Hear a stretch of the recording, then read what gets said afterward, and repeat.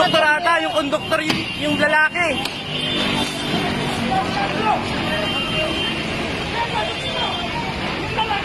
Yung lalaki yung patayin dyan, kuya. Siya yung may kasalanan.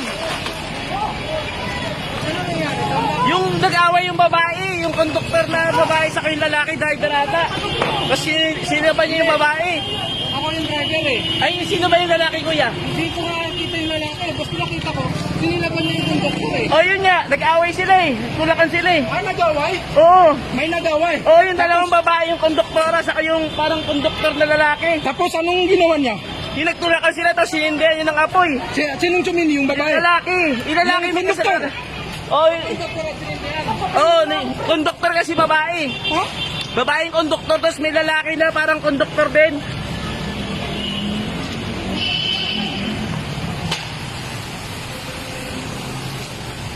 Kaya baka sumabog yan, kuya.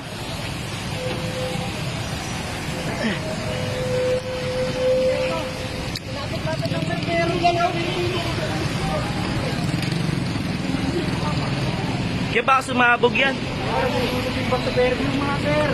May tawa sa loob ano? Yung babae, patay nga ata eh. Yung babaeng sinilaban niya eh. Yung konduktor mo. Tapos, nakita niyo yung lalaki, kuya, na parang konduktor? Nasaan na? Nasa loob din eh. Ang nakita ko, bakit din lumabas? Ano ako? Kung anong ginagawa? Kayo ba yung driver, kuya? Meron siya, nasa lalagyan ng bote. Meron siya sa... Oo. Trabaho tayo. Kala ko normal lang yung away nila, tinulak lang niya dito eh. Nandun ka rin sa loob? Oh, kaya buti nabuksan mo yung pinto. Oo.